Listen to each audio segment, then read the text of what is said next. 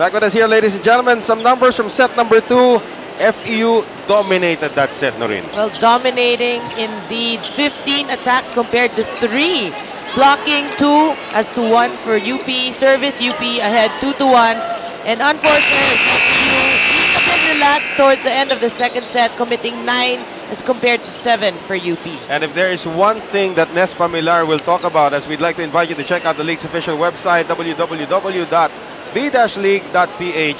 for all the latest from the league that we all love. If there's one thing that Nespa Millar will address at the end of this game, win or lose, and of course, it looks like the way FEU is playing, they are headed for a victory here. It all depends on what UP does here in set number 3. He will address the errors situation. That's too many for FEU. Well, of course, FEU, like we said earlier, playing a bit relaxed, committing too many errors. You're right. If they want to go up against a team like San Sebastian, that's a no-no. And this one just goes long para dito sa upunan ng UP. And the trend here is that if FEU scores the first point in a set, they go on to win the set. No, if they score 5 points. Well, 5, kanina naging 6. If it's Fun Family Pizza, it's gotta be Shakey's. And Montero, yes, has to give up the free ball right there. Salak, back set, Morada. 2 points already now for FEU. 3 more. Ganun ba magiging official na? Dapat 5. Tingin ko naman, di naabot na 5 ngayon yan. I think UP has learned enough lessons in the first 2 sets. De Leon sets up Ramos. Oh, no. There you go. 2-1 in favor of FEU. Well, you know, if you're a team like UP and you play against a powerhouse lineup or in a team like FEU, you just try to go for each point. Well, at that time, of course, Ruby De Leon sails long on her serve. And you know what, De Leon, it looks like she's the only one trying to keep this team together at this point. You're right. Bad reception once again. Here's the attack from Carolino. Morada goes to Dakis, and that came out of nowhere. Still a chance here. De Leon keeps it alive. Good chase there by Ruby De Leon. Shaira Gonzalez, and that is a reward for Ruby De Leon. Well, a good rally there. I mean, a good chase there for UP. Actually, it came from a good dig by Isada. And now Michiko Castañeda to try to tie things up here. UP has not equalized. We'll have to wait until later as Bayat Carolino will do that. And of course, Maan Panganiban is standing by. Oh yes, and coming into this set, Coach Ronald asked the girls to line up. Huwag masyadong matense at definitely magagawa ng tama ang lahat ng dapat gawin. Dare this team na itry magsalita at mag-usap, and certainly walang magiging problema at magiging magandang resulta. And a little bit of adjustment in positioning. Let's see how the Lady Maroons recover from the second set wreck. Back to you guys. That's right. You know, in sports, you have to have the shortest memory. Oo nga, namasakar nga kayo ng second set. But that's the second set. That's right. Even if you lost by 10 or you lose by 2, you still lost the first set. But now you have to just forget about it, concentrate on set number 3. And UP off to a good start here in the third set. Well said there. That's right. You know, they just have to forget what happened because, of course, they lost two sets. But you win in 5, so you'll never know. That's right. And we just go back to that monster game that we witnessed just yesterday, or for the FEU League fans, in opening day. It was San Sebastian against UST. UST steamrolled against San Sebastian through the first 2 sets. Then San Sebastian came back to win the next 2 sets, but lost their gasoline in set 5. Eventually giving up that set 15-11. But still, everything is possible in the sport of volleyball. There you go. Although UP is starting to fall apart once again here. They're down by 4. Well, that was a good block there by FEU. But you're each player, they should always remember that there's 5 sets. You lose the first 2, you can always come back. Another bad reception that time from Emilio.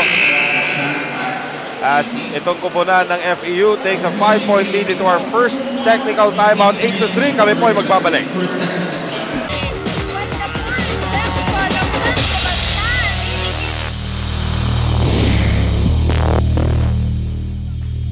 Back at us here, ladies and gentlemen, and of course, the pretty faces that have come over here to the FEU Flying V Arena.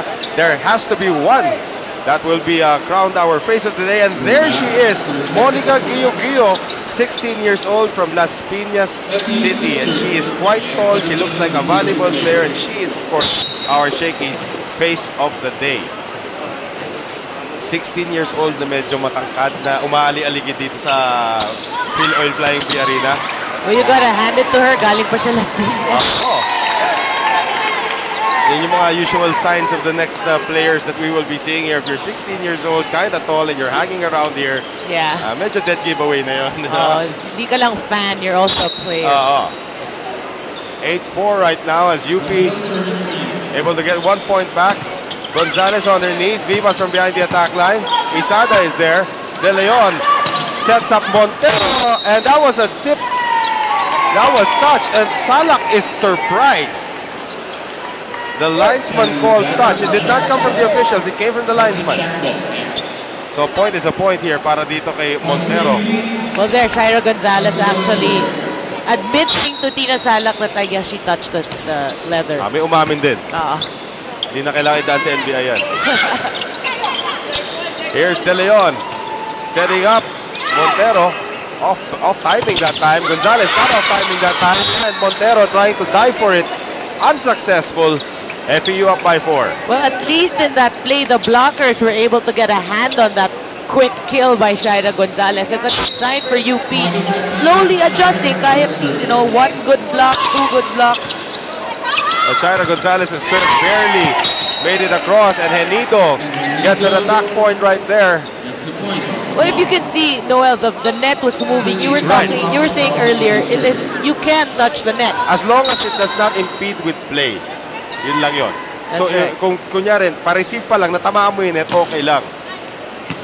So for those wondering why they didn't call a net violation, there's your explanation right there. And ito ngayon, UP giving up the free ball. Oh, wow! Irish Morada, parang walang bakasyon between the UAAP finals and the opening of the Shakey's. You were saying earlier, they look really fit in this FEU squad, and it's true. They did probably off-season training. Ay, tingnan mo, kunin mo yung mga body fat factor ng 6 na nasa sahig ngayon ng FEU. Even their guest players. That's right. Look like gym rats. Oh, De Leon and Isada collide with each other. De Leon slow to get up. Isada still trying to be the hero there. But Tina Salak getting another point here for FEU. And she and Rachel Andak is sharing a little bit of a laugh. It's nice to see FEU so loose. That's right. Well, not too loose. They were too loose. First time nangyari yun. J. Marks, of course, has the best grilled tuna in town. Oh, nakakamiss yung ating crispy buntot dyan, Mang Mars. Ayun. De Leon, Castañeda, too much hang time that time. Still alive, Salak. Carolino. Oh, back set there to Salak. So the center tries to get an attack herself. Montero, nice dig that time by Vivas. Oh, free ball given up by Morada. She and Carolino did not know who was going to take that point. Gonzalez keeps it alive. Long rally developing here. Salak gives up the free ball. De Leon goes across. Montero off the block. Good coverage by FEU. And Dakis. Oh, Isada had the right idea, got the wrong result.